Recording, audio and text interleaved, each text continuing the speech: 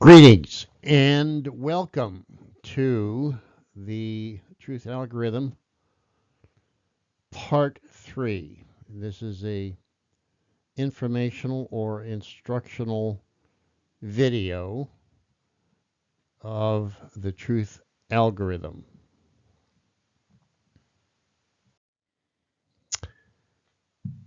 And my name is Captain Kevin Smith.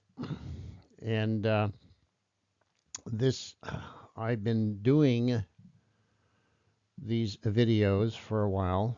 And as I mentioned, this is part 3. We are expecting this to be the final of the 3-part series of the Truth Algorithm.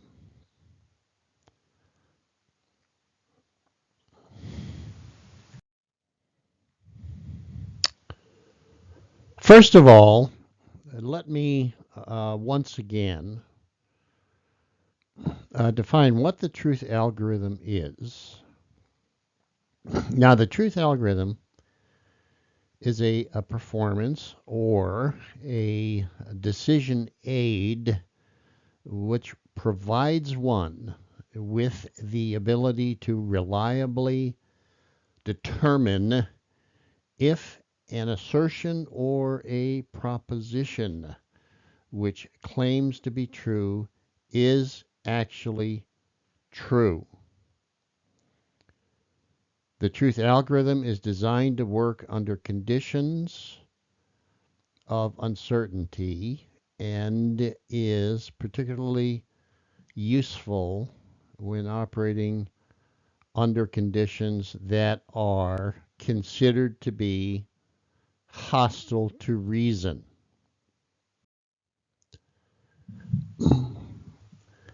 And the truth algorithm works well under conditions of complexity and uncertainty by employing theorems and algorithms that employ higher order abstract reasoning. And this, by the way, is particularly important because it makes it a bit different. And this is one of the reasons why we're doing this video, because there are some key differences uh, related to the truth algorithm that are not common across other algorithm creations. The truth algorithm is powered by Bayes' theorem, and we're going to be talking about that also. I might point out that a good reference document here for Bayes' theorem is a book entitled The Theory That Would Not Die: How Bayes' Rule Cracked the Enigma Code, Hunted Down Russian Submarines, and Emerged Triumphant from 2 centuries of controversy. Sharon McGrain is, in fact, the author of this book. I would highly recommend it, by the way, as we move forward into the truth algorithm, because the truth algorithm is powered by Bayes' theorem. Now, let me spend a few moments here on a very important introductory subject. It goes by a number of terms, and one of them is higher order reasoning. The other one is higher order abstract reasoning, and the third one is abstract reasoning. And they all basically mean the same thing. And so I'm going to cover that here because we have to orient ourselves in a way that can allow us to embrace what we have in the way of the truth algorithm, as well as what powers the truth algorithm, which is Bayes' theorem. Bayes' theorem, in fact, is a mathematical expression. Okay, so what are the abstract ideas that that relate to what we are discussing, and how are they dealt with? The first one is risk. A risk has been dealt with. It is a human uh, operation, if you will, or a cognitive operation. No, in my world of aviation, there's no aircraft that comes with a risk meter. Okay, so what is risk has to be dealt with in aviation um, across the board. It also has to be dealt with in various aspects of medicine. But there is no risk meter. And so the human has to make these judgments based upon its perception of current risk and projected risk. Also, utility is an abstract idea. Value is an abstract idea. Probability is often an abstract idea. Sometimes it can be figured out statistically, but often it cannot when we have a limited amount of data. Preference is an abstract idea. Expectation, likelihood, emergence, causal inference, and finally critical state and chaos. These are all abstract ideas. And we have two choices. We can deal with them on an ad hoc basis and make some kind of a knee jerk reaction to it, or we can deal with these abstract ideas more analytical, or analytically is also perhaps a better way of saying that. And we choose the latter. We would like to be able to deal with these abstract ideas in some kind of an analytical process. Also, it's important for us to recognize that critical thinking is the bedrock. Critical thinking is key here. It is very important that we embrace the key features of critical thinking. And I have talked about this in video 1 and video 2 of this series, listed some key resources as well. But critical thinking here is particularly important. Now, there are relevant theories because the truth algorithm and the engine that powers it, Bayes' theorem, does not exist alone. I think it's pretty important for us to understand that the truth algorithm exists within a broader category of things that all deal with abstract reasoning. They are, I'm going to cover some of them. This is not complete, but they are complexity theory, general systems theory, probability theory that goes along with decision theory as well, operational decision theory, which is a particularly important aspect of the general category of decision theory. There's also the incompleteness theorem, which is important. And finally, there is Bayes' theorem. Keep in mind that Bayes' theorem is the analytic engine that the truth algorithm utilizes. Mathematical theorems for abstract ideas. Abstract ideas are non-literal and non-deterministic, but they are ideas. In many cases, they are important ideas. The first one is Bayes' theorem, which we will get into and explain how it works. The other one is the golden ratio. Those are two mathematical expressions. The Wheatstone bridge is another one that happens to be, or it is manifested as, often an electronic circuit coming from the field of electrical engineering, but not exclusively to that domain. And finally, the Kalman-Buzzi algorithm. They are all mathematical expressions that deal with abstract ideas. So I would say that the truth algorithm is, in fact, mathematically rigorous. Very quickly now, I'm going to cover some of the things that exist within the same arena as the truth algorithm and Bayes' theorem. One of them, and probably the most important one, is the golden ratio. I'm not going to spend a lot of time here. You can look it up for yourself. It is a very famous aspect of mathematics. It was first identified by the ancient Greeks.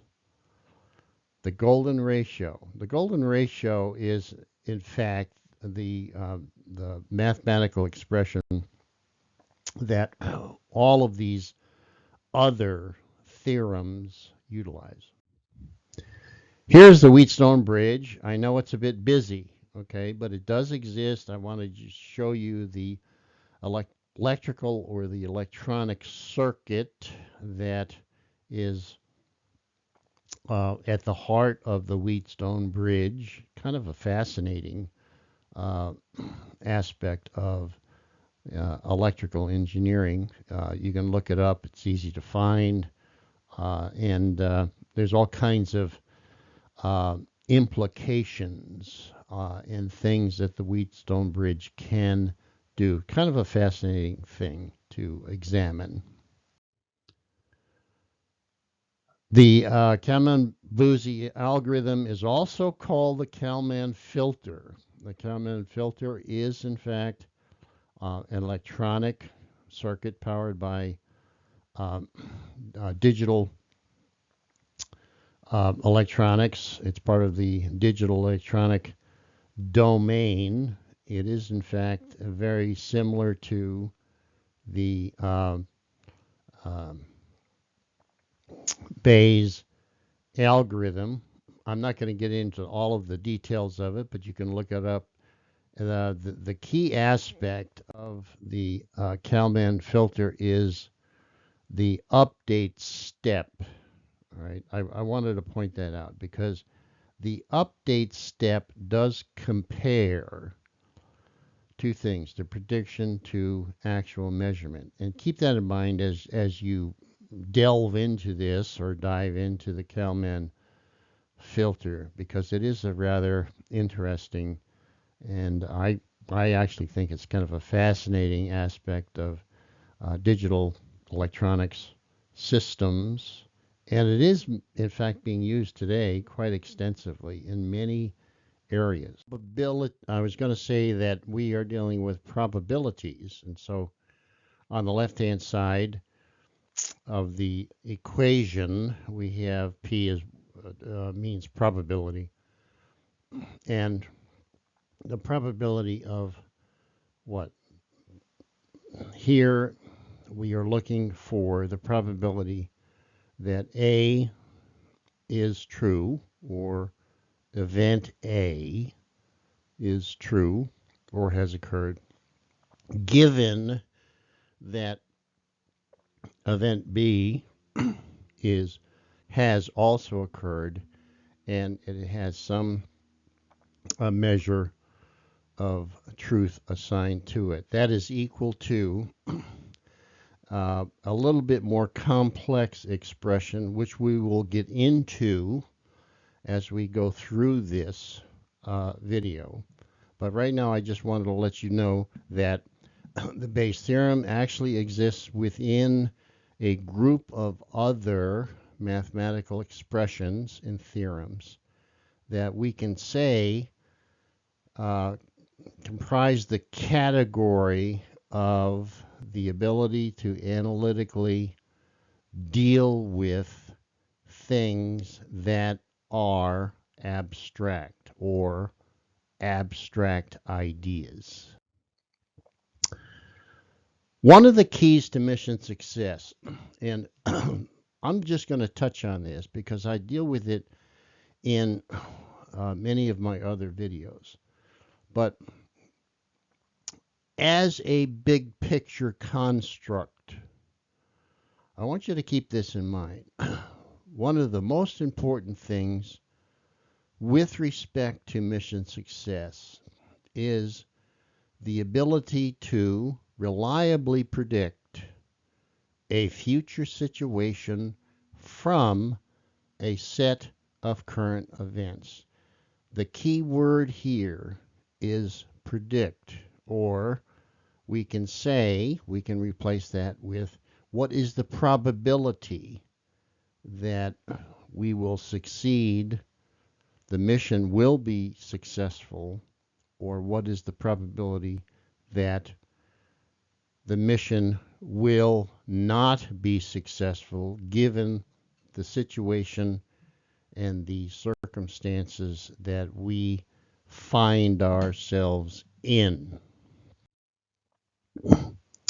As we continue, one of the most important things that I think is largely neglected in any kind of an analytical process, which is what exactly is our inquiry and discovery process? Do we have a methodology?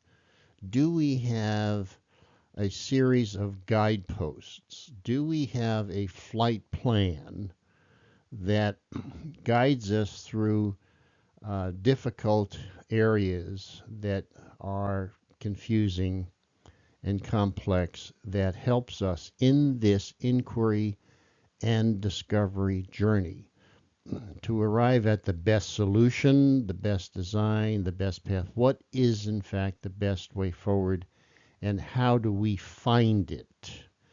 Do we just happen to locate it out of sheer luck, or is it available to us through some kind of a meaningful and rigorous inquiry and discovery process? Okay, the major components of the truth algorithm.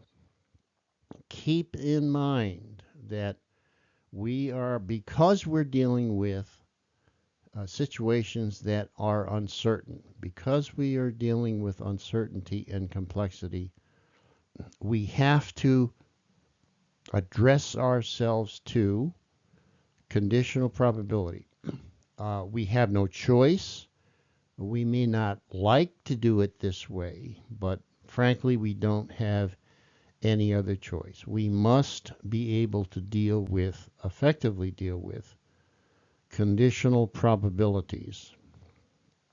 And that is concerning the environment, the situation and the problem space, and the triggering events. The first thing, a priori occurrence or event has been recognized. A priori basically means prior. Some event has been recognized. 2, updated evidence has been acquired in the form of an occurrence or event. 3, conditional probabilities have been clarified and assigned numerical values. That is, they are quantified. And finally, 4, final calculations made in overall conditional probabilities determined. Now we are going to get into how does the truth algorithm work. Okay. We are going to address ourselves to the structural components of the truth algorithm to show you that it actually is in fact a thing. It's a device. It's a decision aid, if you will. It actually exists out there in the uh, intellectual arena. And there are key components of this device, which we will cover now. First and foremost, it asks us what exactly occupies our mind space. We can't go into this truth algorithm with a blank slate. We have to be prepared. We have to adjust ourselves to it, prepare ourselves. We have to, when you prepare yourself for a bike race or a foot race or something, you have to train. You have to think about how you can best perform. So high level performance requires preparation and planning. That's the same here. The first order of business is we have to make sure that our mind space contains two things that are essential. These are essential ingredients. If we don't have this occupying our mind space, the truth algorithm actually will not work. Okay, so this is a prerequisite to having it work. The first thing is critical thinking. We covered this before. I cannot stress this enough. It is crucial. The other one, on an equal footing, is higher order reasoning. We have to be able to think in the abstract or at the abstract level. We have to be able to think, deal with the world, deal with reality at a high level or a higher level of abstraction that often is unusual or uncommon. The environment, we have to know what the environment is so that we can actually come up with a pretty good uh, uh, a priori belief of what is the case here. If we are going to perform operations of some form or fashion, the environment is either adverse or benign. If the environment is adverse, we also have to ask ourselves, is it hostile? And that's the key. If the environment is adverse and if it is hostile, that gives us a pretty good starting point as we enter into the truth algorithm. The situation is also crucial. We have to be able to describe the current situation. Is the situation complex, uncertain, ambiguous? Is it hostile? Is it, in fact, mission critical? And if it is there impending chaos or catastrophe on the horizon? These are important things that have to be considered in our inquiry and discovery process. Also, the event. The truth algorithm is, in fact, event driven. It is not data driven. The truth algorithm actually is a event driven model. It is not data driven. An important distinction that we need to keep in mind. If the occurrence is non-trivial, then it rises to event status. It also could be mission critical as well. So there could be mission critical events out there that we have encountered. We need to know that before we do any kind of calculation going forward. The first order of business is event A. So event A is our triggering event. That's where we start. We start because event A has occurred. Event A has been detected. All right. Event A is something that we believe is real. What is the conditional probability of event being true? That's our first order of business here. And we have a scale. This is a moving scale. We have a scale that goes from certain all the way down to impossible. Okay.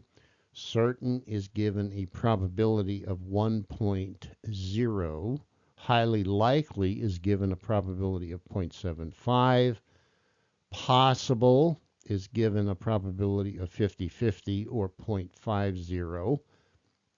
Unlikely is given a probability of 0.25. And finally, impossible is something that is less than 0.25 probability that it is true or has occurred. Event B, the same kind of thing. We look at event B as a standalone event initially, of course, and event B having occurred after event A has occurred. Therefore, we consider event B to be updated information along our time horizon. And what is the standalone conditional probability of event B being true? And we assign a probability number here to event B, which is the same thing we did with event A, by the way. Okay, update belief of event B given that event A has previously occurred. Okay, and that is expressed as B/A. That's what that means. So that slash mark in this particular case, it means in union with, or it means with the two together. It doesn't mean division. Don't get confused here. It's a similar mathematical expression, but it actually means something in this context. So B/A is the updated probability of event B being true given that event A has previously occurred. And we assign that some probability based upon this probability scale that you see here. Now we have Bayes' theorem. Okay? Bayes' theorem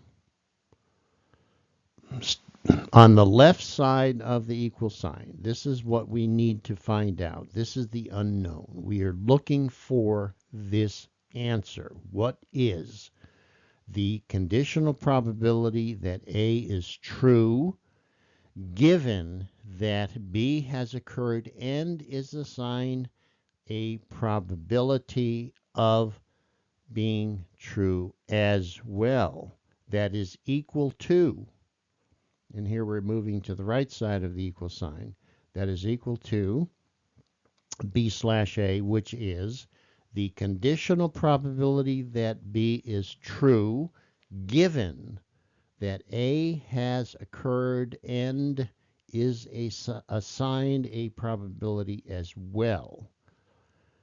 That is multiplied by the A, which is the independent conditional probability that A has occurred and to what degree it is true. And that is divided by the conditional probability that B has occurred and to what degree it is true.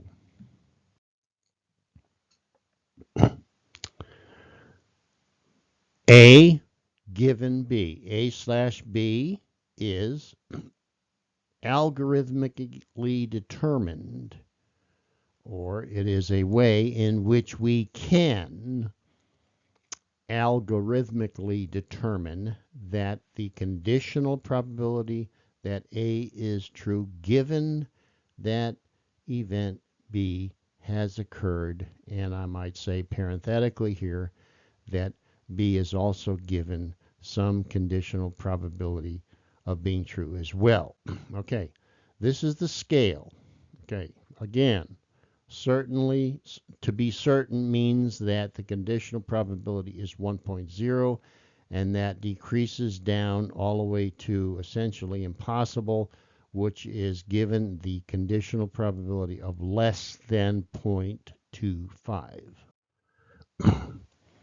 Now we're going to look at how this Bayes' theorem actually works. We plug in certain numbers. What I'm going to be describing here is a bit unusual, but it is mathematically valid. It's called the availability frontier. It's part of decision theory. It's not particularly hard to understand. Often it's not used, but should be. The availability frontier in this particular case, we're going to plug in some numbers to see how the Bayes' theorem actually works and what is the output once we put in some test numbers. Now remember, we're testing the Bayes' theorem, just like we're running a test on a car or just like we're testing an airplane. All right, this is a test. All right, it is not an actual mission. We're not actually trying to determine a specific case. We're running it through a test phase. And the reason why we're doing this is to show you exactly how it works. Okay. Often this kind of test protocol is not used, but it should be, I think, across the board. Here we're going to use the test protocol. Here we're going to show you what it looks like when we test out the truth algorithm. The conditions for the test, both event A and event B, given that A has occurred as well, are assigned the same probability number. And the reason for that, like I said, is because this is part of the test protocol. And also, the event A times event B, given that A has occurred as well, is equal to event B in terms of conditional probability. Okay, so let's start our test. All right, there is the availability frontier. And this is a test. We are testing out this portion of the truth algorithm that is powered by Bayes' theorem. And we plug in numbers and we give them values, and out comes a result. The test we're doing, actually running it backwards. We're saying, what would it take to arrive at a answer or a conclusion in which the conditional probability is 1.0. What would it take to arrive at certitude? Okay, and what would it take for us to believe that the final conclusion is that this thing that we're dealing with, these events, are in fact certainly true? What would it take to achieve 1.0 as an output? So we're looking at it from that perspective. The way I think of it when I set this thing up, I was thinking I'm running it backwards, but basically I'm putting in numbers to test it out to see how it actually behaves given certain numbers are the input to the cognitive mechanism that we are dealing with. Here you can see that we have an output. Now, is in fact the behavior of this portion of the truth algorithm, which is called Bayes' theorem, is in fact that behavior consistent with the golden ratio? Here you can see on the left side we have 0.618, which starts the golden ratio, and we can see that the profile of the golden ratio is very, very similar to the profile of Bayes' algorithm, Bayes' theorem, and the truth algorithm. Kind of fascinating, I thought. Okay, hopefully that gives us some measure of confidence that we can actually employ the truth algorithm that is powered by Bayes' theorem in a way that is that gives us high confidence that it will help us in our search for the truth. Here's another expression. You can stop the video if you want and read this. This is just a very, very slight difference in explanation, but it's all basically the same thing. Here we're dealing with the hypothesis, which is driven by an event. And so you might see this expression of Bayes' theorem, and I'm throwing it out because I don't want you to get confused. No, it's not different. It's exactly the same thing as what we had previously. It's just worded a little bit differently. Bayes' theorem is essentially the same thing.